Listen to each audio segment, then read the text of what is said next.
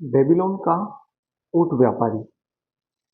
जो आदमी जितना ही भूखा रहता है, उसका दिमाग उतनी ही सफाई से काम करता है। साथ ही यह भी कहा जाता है कि खाने की खुशबू के प्रति लोग कुछ ज़्यादा ही संवेदनशील होते हैं। अजूर का बेटा तारकाट निश्चित रूप से ऐसा ही सोचता है। 2 दिन तक उसे खाने का एक दाना नसीब नहीं हुआ और बगीचे की दीवार पर पड़े 2 छोटे जामुन चुराकर खाकर ही गुजारा करना पड़ा था। वह तो और लेने जा रहा था, लेकिन बगीचे की मालकिन ने उसे देख लिया और उसे ललकारते हुए उसके पीछे दौड़ पड़ी। अब काफी देर हो चुकी थी और वह बाजार में पहुंच गया था, लेकिन उस महिला की तीखी आवाज अब भी उसके कानों में गूंज रही थी। उसके चलते उसे अपनी उंगलियों पर काबू पाने की भी मदद मिली, जो कि बाजार में फलों की टोकरी रखे महिलाओं के पास से फल चुराने को आतुर हो रही थी। इससे पहले उसे अब तक यह एहसास नहीं हुआ था कि बेबीलोन के बाजारों में कितना ढेर सारा पकवान लाया जाता है और वह सब किस कदर खुशबूदार होता है। बाजार छोड़ते हुए वह चलते चलते एक सराय के पास पहुंच गया और खाना घरों के बाहर तेज कदमों से आगे पीछे घूमने लगा। वह सोच रहा था कि शायद वहां किसी जान पहचान वाले से मुलाकात हो जाए, ताकि वह उसके तांबे का सिक्का उधार लेकर सराय में अंदर जा सके और रुके चौकीदार की नाराजगी से बच सके और मदद भी मिल जाए। वैसे तो उसे पता था कि बिना तांबे के सिक्के के उसका कितना बुरा स्वागत वहां हो सकता है। उसकी उधेड़ बुन में खोए तारकाट की नजर अप्रत्याशित रूप से एक शख्स की तरफ टिक गई। उसे वह नजरअंदाज करना चाहता था। वह ऊंट व्यापारी ताबासर था, जो कि लंबा और थुलथुल शरीर वाला था। जितने भी दोस्तों या परिचितों से तारकाट ने उधार ले रखा था, उससे दाबासर से वह सबसे ज्यादा असहज रहता था, क्योंकि वह समय पर उसको कर्ज लौटाने का वादा पूरा नहीं कर पाता था। उसे देखते ही दाबासर का चेहरा चमक उठा। उसने कहा, हाँ तारकाट, मैं तुम्हें ही खोज रहा था। लाओ लौटाओ मेरे तांबे के 2 सिक्के, जो कि तुम 15 दिन पहले ले गए थे, और एक चांदी का सिक्का जो मैंने तुम्हें उससे पहले उधार दिया था। अच्छा हुआ कि हमारी मुलाकात हो गई। मैं उन सिक्कों का आज अच्छा इस्तेमाल करने की सोच रहा हूँ। क्या बोलते हो लड़के? क्या तारकाट हकलाने लगा और उसका चेहरा मुरझा गया। उसकी हिम्मत नहीं रह गई थी कि वह खाली पेट उस बातूनी दाबासर से बहस कर सके। वह बेहद दबे सुर में बोला, मुझे माफ कर दो। बेहद अफसोस है, लेकिन आज न मेरे पास तांबा है और न चांदी है जो कि मैं तुम्हें दे सकूं। दाबासर ने दबाव डालते हुए कहा, जो हासिल करो कहीं से। तुम निश्चित रूप से कुछ तांबे और चांदी का जुगाड़ तो आसपास कहीं से जुगाड़ कर ही सकते हो, ताकि अपने पिता के उस पुराने दोस्त का कर्ज चुकता कर सको, जिसने तुम्हें तब मदद की थी जब तुम्हें सबसे ज्यादा जरूरत थी। मेरी बदकिस्मती है कि मैं तुम्हारा कर्ज चुकता नहीं कर पा रहा हूँ। बुरी किस्मत, अपनी कमजोरियों के लिए खुदा को दोष दे रहे हो। बुरी किस्मत हर उस शख्स के पास रहती है जो कर्ज लेना तो जानता है, लेकिन चुकाना नहीं। मेरे पास आओ लड़के, खाने के लिए मुझे भूख लगी है और मैं तुम्हें एक कहानी सुनाऊंगा। दाबासर की इस क्रूर स्पष्टवादिता पर तारकाट तिलमिला गया, लेकिन यहाँ कम से कम खानाघर में घुसने का न्योता मिल रहा था। दाबासर उसे लेकर कोने वाली जगह पर गया, जहाँ दोनों छोटे कपड़ों के ऊपर बैठ गए। जब खानाघर का मालिक कौर मुस्कुराते हुए उनके सामने आया, तो दाबासर ने सामान्य आजादी के लहजे में उससे कहा, रेगिस्तान की छोटी चिपकली, रेगिस्तान की मोटी चिपकली, मेरे लिए बकरी की टांग, बहुत भूरा, काफी जूस के साथ, और रोटी और सब्जी में जो कुछ हो। बहुत भूख लगी है और मैं ज्यादा खाना चाहता हूँ। मेरे दोस्त को मत भूलना। उसके लिए एक जग पानी लाओ। वह ठंडा पानी चाहिए क्योंकि दिन बहुत गर्म है। तारकाट का दिल बैठ सा गया।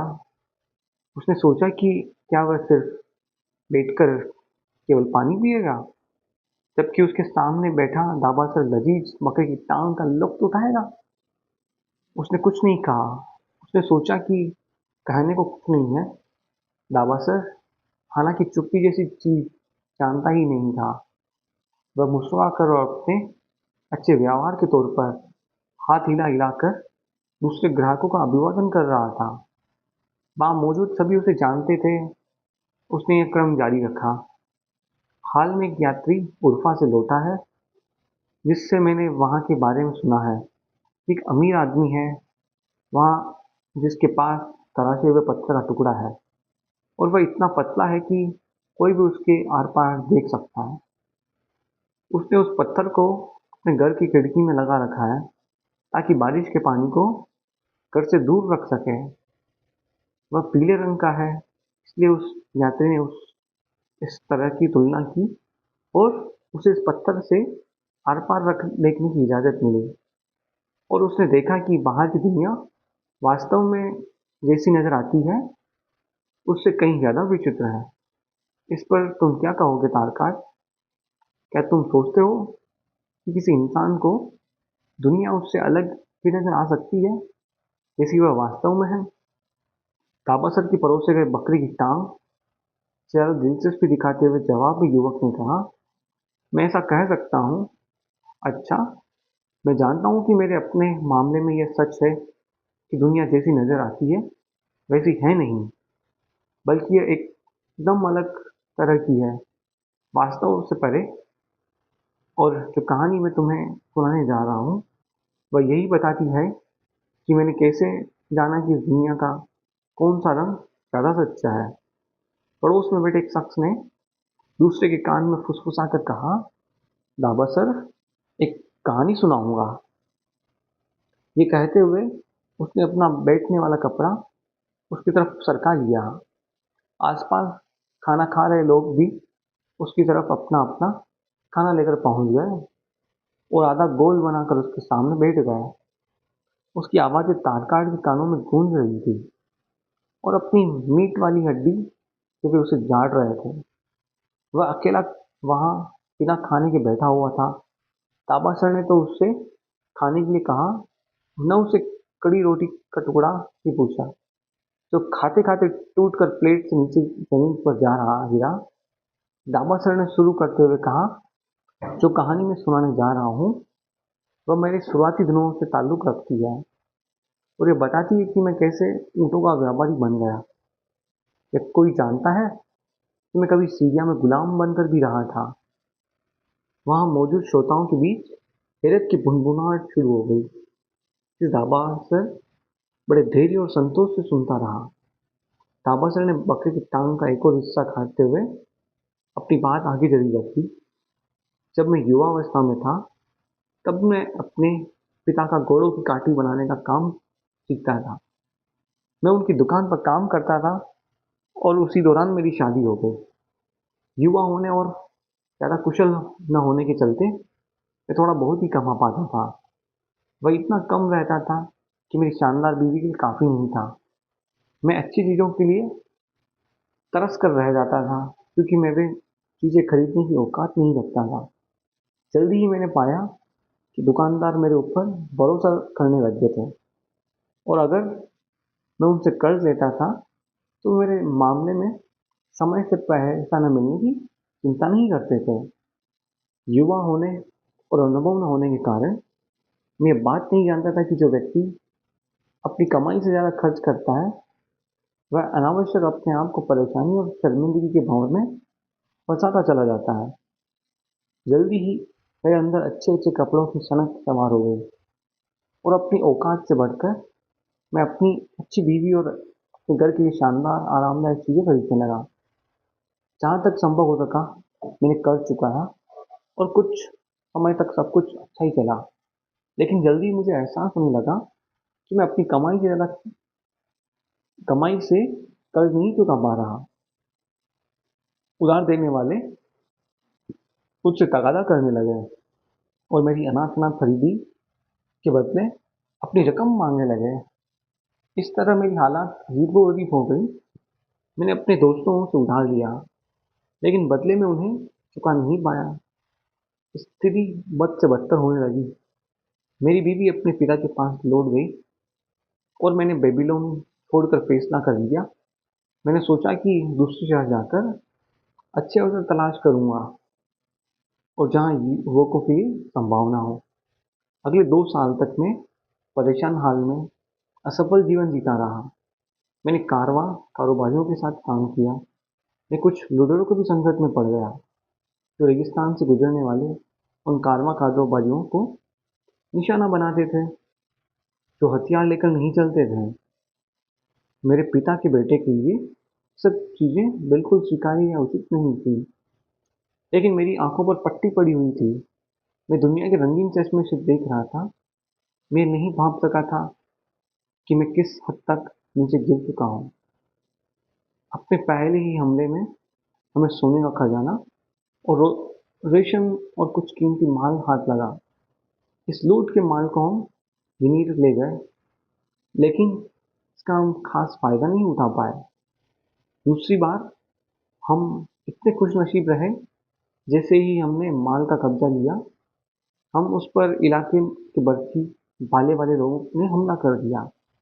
उन लोगों के कारवां मालिक ने अपनी सुरक्षा के लिए तय कर रखा था। हमारे 2 लोग मारे गए और बाकी लोगों को दमिश्क ले जाया गया, जहाँ हमें नंगा करके गुलाम के तौर पर बेच दिया गया। मुझे एक सीरियाई रेगिस्तानी प्रमुख ने चांदी के 2 सिक्के के बदले खरीद लिया। कटे हुए बालों और केवल नीचे के कपड़े पहनने होने के चलते मेरी हालत किसी गुलाम से ज्यादा नहीं थी। लापरवाह युवक होने के चलते मुझे यह महज खिलवाड़ ही लगा। लेकिन जब मेरे मालिक ने मुझे अपनी 4 बीवियों को सौंपकर कहा कि मैं नपुंसक हूँ और वे मेरा जैसे चाहे इस्तेमाल कर सकती है, तब मुझे झटका लगा। तब मुझे अपनी हालत पर तरस आने लगा और मैं नाउम्मीदगी से भर उठा। रेगिस्तान के ये लोग अति क्रूर और लड़ाई के लिए तैयार रहते हैं। मैं वो उनके रहमो करम पर था, क्योंकि मेरे पास न हथियार थे और न वहां से भाग जाने का कोई साधन। ये चारों महिलाएं मुझे अजीब तरीके से देख रही थी और मुझे डर लग रहा था। मुझे समझ में नहीं आ रहा था कि क्या मुझे उनसे दया की भीख मिल सकती है। प्रमुख की पहली बीवी सिया बाकी सभी से उम्र दराज थी। मुझे देखते हुए उसके चेहरे पर किसी तरह का कोई भाव नहीं था। मुझे उससे मामूली सांत्वना भी नहीं मिली। दूसरी महिला खूबसूरत थी, लेकिन उसके चेहरे पर मुझे देखकर घृणा के भाव उभर आए, मानो मैं जमीन का कोई कीड़ा हूँ। बाकी 2 तो मुंह दबाकर हंस रही थी, जैसे कि वहां कोई मजेदार लतीफा चल रहा हो। जहां मुझे ऐसा लगने लगा मानो मैं बरसों से सजा का इंतजार कर रहा हूँ। हर महिला बाकी के ऊपर फैसला लेने का जिम्मा डाल रही थी। अंत में सीरा ने अपनी ठंडी आवाज में कहा, हमारे पास ढेर सारे नपुंसक हो चुके हैं, लेकिन ऊँटों की देखभाल करने वाले काफी कम हैं। जो हैं भी, ये ज्यादा काम के नहीं हैं। यहाँ तक कि आज भी अगर मैं अपनी बीमार माँ को देखने के लिए जाऊँ, तो ऐसा कोई गुलाम मौजूद नहीं जिस पर मैं भरोसा कर सकूं। इस गुलाम से पूछो कि क्या यह ऊँट चला लेगा। इस पर मेरे मालिक ने मुझसे पूछा, ऊँटों के बारे में तुम क्या जानते हो। अपनी उत्सुकता छिपाते हुए मैंने कहा, मैं उन्हें घुटनों के बल बैठना, उन पर माल लादना जानता हूँ। मैं उन्हें बिना थके लंबे सफर पर ले जा सकता हूँ। अगर जरूरत पड़ी तो मैं उनकी काठी की भी मरम्मत कर सकता हूँ। मेरे मालिक ने मेरी बातों पर गौर करते हुए कहा, यह आदमी काफी कुछ जानता है। या अगर तुम चाहो तो इसे अपने ऊँट की देखरेख करने वालों के तौर पर ले जा सकती हो। इस पर मैं सीरा की तरफ मुड़ा और उस दिन मैंने उस ऊँट पर बैठकर की बीमार माँ के पास ले गया। वह एक लंबा सफर था। मौका निकालकर मैंने मध्यस्थता करने के लिए उसका शुक्रिया अदा किया और साथ ही मैंने उसे यह बताया कि मैं चंद से गुलाम नहीं हूँ, बल्कि एक आजाद नागरिक का बेटा हूँ। और बेबीलोन का एक सम्मानित काठी बनाने वाला हूँ। मैंने उससे अपने जीवन के बारे में अब तक हुए वाक़ये की दास्तान भी सुनाई।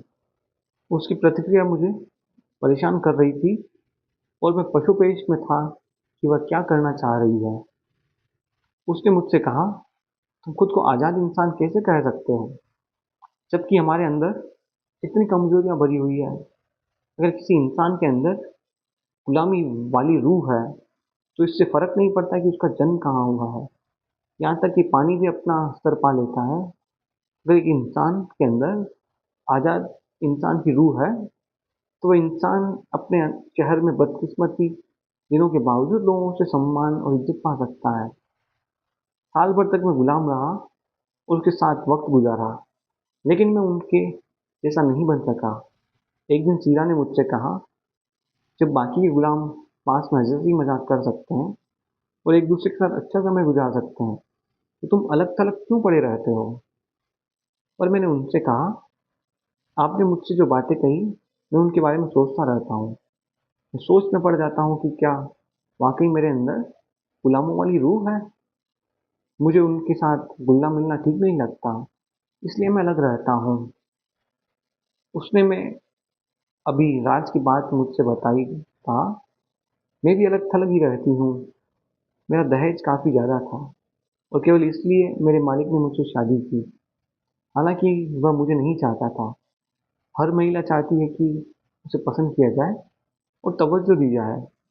इस वजह से, और क्योंकि मैं बच्चे पैदा नहीं कर सकती, इसलिए मेरा ना बेटा है ना बेटी है। इसलिए मैं अलग थलग रहती हूँ। अगर मैं पुरुष होती तो गुलाम बनने की बजाय मौत को गले लगाकर बेहतर समझती। लेकिन हमारे समाज का दस्तूर ही कुछ ऐसा है कि महिलाओं को गुलाम बनाकर रखता है। मैंने तब उससे पूछा, मेरे बारे में अब आप क्या सोचती हैं? क्या मेरे अंदर गुलाम की रूह है या एक इंसान की? उसने पड़ताल करते हुए पूछा, क्या तुम बेबीलोन जाकर अपना कर्ज ही केवल चुकाना चाहते हो या तुम्हारी और कोई ख्वाहिश भी है? हाँ, मेरी इच्छा तो ऐसी है, लेकिन मुझे कोई रास्ता नहीं सूझता। उसने मुझसे कहा, अगर तुम इसी तरह संतोष से अपनी कीमती साल निकल जाने दोगी और कर्ज चुकाने का कोई प्रयास नहीं करोगे, तो तुम ये समझ लो, तुम्हारे अंदर गुलामों वाली नीच रूह बस गई है। वह शख्स इंसान कहलाने लायक नहीं है जो अपनी इज्जत खुद न करे। और कोई भी इंसान अपनी इज्जत तब तक नहीं कर सकता जब तक कि वह अपने ऊपर लदे कर्ज को ईमानदारी पूर्वक चुकता न करे। लेकिन मैं कर भी क्या सकता हूँ? मैं तो सीरिया में एक गुलाम हूँ। तो एक कमजोर इंसान की तरह सीरिया में एक गुलाम बनकर पड़ेगा हूँ। मैंने सख्ती से इनकार किया, मैं कमजोर नहीं हूँ। तो साबित करो। कैसे? क्या तुम्हारा महान बादशाह अपने दुश्मन से अपनी पूरी ताकत से और पूरी काबिलियत से लड़ता नहीं है? तुम्हारा कर्ज भी तुम्हारे दुश्मन की तरह ही है। उन्होंने तुम्हें बेबीलोन से भगा दिया। तुमने उन्हें अकेला छोड़ दिया और वे तुमसे ज्यादा ताकतवर हो गए।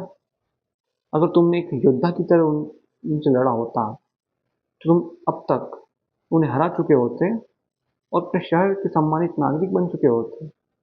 लेकिन तुम्हारे पास ऐसी रूह नहीं है जो उन सबके सबसे लड़ सके। तो तुम्हारा फक्र जाता रहा और तुम इतने नीचे गिर गए कि सीरिया में गुलाम बनकर रह गए। मैंने उसके बेरहम आरोपों और उनके बचाव में पेश किए तमाम तर्कों पर मैंने काफी सोचा, लेकिन मेरे पास कुछ कर पाने का मौका नहीं था।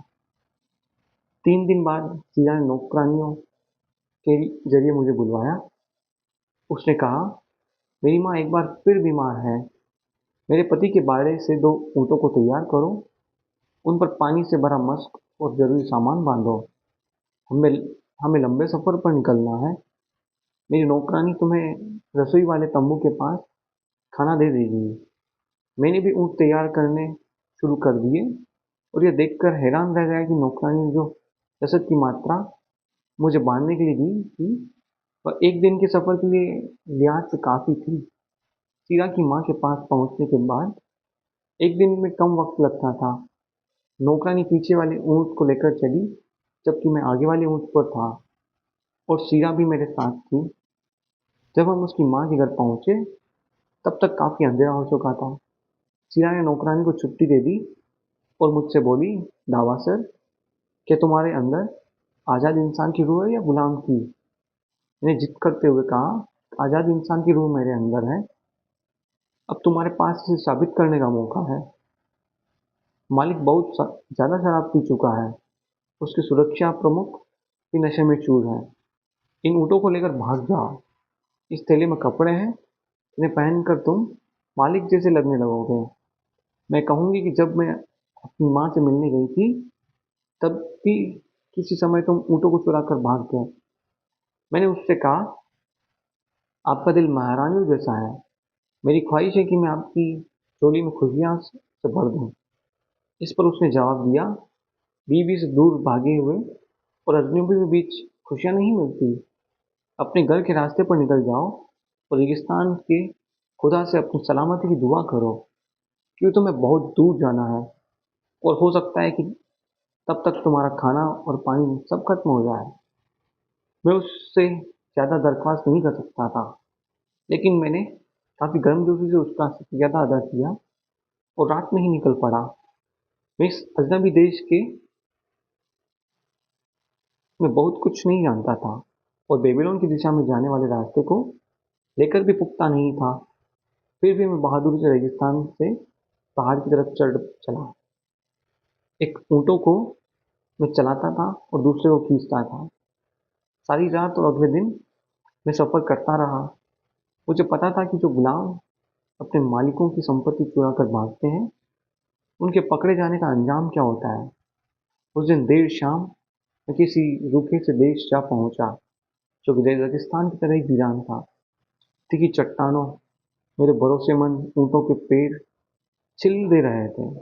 वे जल्दी ही चलने में दर्द महसूस करने लगे। मुझे न तो कोई इंसान नजर आ रहा था, न जंगली जानवर, और जल्द ही मेरी समझ में आ गया कि यह जगह इस तरह क्यों वीरान है। यह सफ़र कुछ ऐसा ही था कि बहुत कम लोग ही जिंदा बचते थे अपनी दास्तान सुनाने के लिए। दिन ब दिन हम थके कदमों से आगे बढ़ते गए। हमारे पास से खाना और पानी खत्म हो गया। सूरज की तपिश बेरहम थी। 9वें दिन के अंत में मैं ऊँट के ऊपर से नीचे गिर पड़ा। तब मुझे एहसास हुआ कि मैं कितना कमज़ोर हो चुका था कि दोबारा ऊँट पर चढ़ने भी नहीं जा रहा था। मुझे लगने लगा कि मैं इस अनजान देश में मरने के लिए ही आया हूँ, और मैं वहाँ ज़मीन पर गिर पड़ा और सो गया। जब सुबह की पहली रोशनी मेरी नींद खुली, मैं बैठ गया और खुद को देखने लगा। सुबह की हवा में ठंड थी। मेरे ऊँट भी मुझसे ज़्यादा दूर नहीं थे। मेरे लिए चारों तरफ फैला हुआ वीरान बर्बाद देश मौजूद था, जहाँ चट्टानों और बालू को और कांटेदार चीज़ों के अलावा न पानी का निशान था और न इंसान, और न ऊँटों के खाने के लिए कुछ भी नजर आ रहा था। ऐसा क्या होने वाला था कि शांति में मेरा अंत लिखा है। मेरा मन एकदम साफ था, जैसा कि इससे पहले मुझे कभी एहसास नहीं हुआ था। मेरे शरीर की अहमियत बेहद मामूली हो चुकी थी। मेरे झुलसे और लहूलुहान होठ, मेरी सूखी और सूज चुकी जीभ, मेरा खाली पेट, सब कुछ दर्द और दुख का चरम पार कर चुके थे। मुझे एक बार फिर अपने सामने दूर तक देखा और आपसे एक बार फिर से सवाल किया कि क्या मेरे अंदर एक गुलाम की रूह है या एक आज़ाद इंसान की। मुझे स्पष्ट रूप से महसूस हुआ कि अगर मेरी रूह गुलामों वाली है, तो मुझे संघर्ष करना छोड़ देना चाहिए और इस रेगिस्तान में ही पड़े रहकर अपनी मौत का इंतजार करना चाहिए, जो कि किसी भगोड़े गुलाम का एकदम उचित अंजाम है। लेकिन अगर मेरे अंदर एक आज़ाद इंसान की रूह है, तो निश्चित रूप से मुझे खुद को बेबीलोन की तरफ धकेलना चाहिए। उन लोगों का कर्ज चुकता करना चाहिए जिन्होंने मुझ पर भरोसा किया था। अपनी बीवी की खुशियाँ वापस लानी चाहिए जो वास्तव में मुझसे प्रेम करती है, और अपने माँ बाप के लिए शांति और सुकून का इंतजाम करना चाहिए। सीरा ने कहा था, तुम्हारे ऊपर लदा कर्ज लगा हुआ तुम्हारा सबसे बड़ा दुश्मन है, जिसकी वजह से तुमको बेबीलोन से भागना पड़ा। ये वाकई सही बात है। मैंने एक पुरुष की तरह अपनी जगह पर टिके रहने में क्यों इनकार कर दिया? मैंने क्यों अपनी बीवी को उसके पिता के पास वापस जाने की इजाज़त दी? तभी एक अनोखी घटना हुई। सारा संसार एकदम अलग से रंग में नज़र आने लगा। ऐसा लगा कि मानो मैं रंगीन पत्थर से दुनिया को देख रहा था, जिसे अचानक हटा लिया गया हो। अंत में मुझे जीवन के असल रंगों का, असल मूल्यों का पता चला। रेगिस्तान में मैं नहीं मरने वाला। एक नई सोच मेरे अंदर नजर आई। मुझे लगा कि उसको अनुसार मुझे करने की ज़रूरत है। पहले मुझे बेबीलोन वापस जाना चाहिए और मुझे हर उस आदमी से मिलना चाहिए जिसका मुझ पर उधार है। मुझे उनको बताना चाहिए कि इतने वर्षों तक भटकने और बदकिस्मती भरे दिन गुजरने के बाद में मैं अपना कर्ज चुकाने के लिए आया हूँ और ये काम मुझे जितनी जल्दी हो सके पूरा करना है। इसके बाद मुझे अपनी बीवी के लिए घर बनाना है और एक ऐसा नागरिक बनना है जिस पर मेरे माँ बाप गर्व कर सकें। मेरे ऊपर लदे कर्ज मेरे दुश्मन हैं, लेकिन जिन लोगों ने मुझसे उधार दिया था वे मेरे दोस्त थे। उन्होंने मुझ पर भरोसा किया था। मैं बड़ी मुश्किल से अपने कांपते हुए कमजोर पैरों पर खड़ा हो पा रहा हूँ। भूख से क्या फर्क पड़ता है, प्यास से क्या फर्क पड़ता है, ये सब ज़्यादा कुछ नहीं है, लेकिन बेबीलोन की राह की घटनाएं मात्र है। मेरे अंदर एक आज़ाद इंसान की रूह है जिसे वापस लौटकर अपने देश से जीतना है और अब अपने दोस्तों को इनाम देना है। मैं एक महान निश्चय करके रोमांचित हो उठा। मेरी खुशक आवाज़ सुनकर मेरे ऊँटों की मुरझाई आंखें एक बार फिर चमक उठी। काफ़ी मशक्कत और तमाम प्रयासों के बावजूद बाद वे मेरे पैरों पर खड़े हो गए। दुखद जिद के साथ उन्हें उत्तर की ओर बढ़ाया गया। मेरी अंतरात्मा कह रही थी कि उसी ओर हमें बेबीलोन मिलेगा। आगे बढ़ने पर हमें पानी मिला। फिर हम ज़्यादा पूर्वक देश की तरफ बढ़ने लगे, जहाँ घास और फल नजर आने लगे। हमें बेबीलोन का पिछला हिस्सा मिला, क्योंकि आज़ाद इंसान की रूह परेशानियों के संघर्षों को हल करने और उन्हें दूर करने के लिए जीवन की तरफ देखती है। वहीं उसके उलट एक गुलाम की रूह हमेशा कराहते हुए कहती है, मैं क्या कर सकती हूँ, मैं तो केवल गुलाम हूँ। तुम क्या करते हो तारकार्ड? क्या तुम्हारे खाली पेट ने तुम्हारी सोच को बिल्कुल स्पष्ट किया नहीं? क्या तुम उस राह पर आगे बढ़ना पसंद करोगे जो तुम्हारे आत्मसम्मान को आगे बढ़ाती हो? क्या तुम दुनिया को उसके असली रंग में देख पाओगे? क्या तुम अपना ईमानदार कर्ज चुकता करने की इच्छा रखते हो? हालांकि कर्ज तुम पर बहुत होंगे और एक बार फिर बेबीलोन के सम्मानित नागरिक बनना चाहोगे? उस युवक की आंख भर आई। वह अपने पैरों पर खड़ा हुआ और बोला, तुमने मुझे एक नई राह दिखाई है।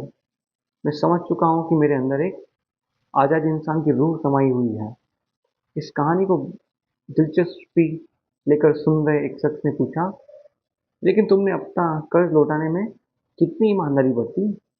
दाबा ने जवाब दिया, जहाँ दृढ़ इच्छा हो, जहाँ रास्ता मिल ही जाता है। मेरे पास एक अद्भुत मजबूत इरादे हैं, तो मैं रास्ते की तलाश में निकल पड़ा। पहले मैं हर शख्स के घर पहुंचा जिससे मैंने कर्ज ले रखा था। उनसे तब तक की मोहलत मांगी जब तक मैं कमाने लगता, ताकि कर्ज चुका सकूं। उनसे से ज्यादातर ने खुशी खुशी मुझसे मुलाकात की। बहुतों ने बुरा भला भी कहा, लेकिन तमाम लोगों ने मुझे मदद का भी प्रस्ताव किया। एक ने तो वाकई मेरी मदद की जिसकी मुझे बहुत जरूरत थी। वह सोना उधार देने वाला मैथन था। जब उसे पता चला कि मैं सीरिया में ऊँटों की देखभाल करता था, तो उसने मुझे नेवातुर के पास भेजा। वह ऊँट कारोबारी था। उसे हाल में ही बादशाह से ठीक ठाक ऊँटों के तमाम झुंड खरीदने की इजाज़त मिली थी, ताकि यात्रा के लिए ऊँट तैयार किए जा सकें।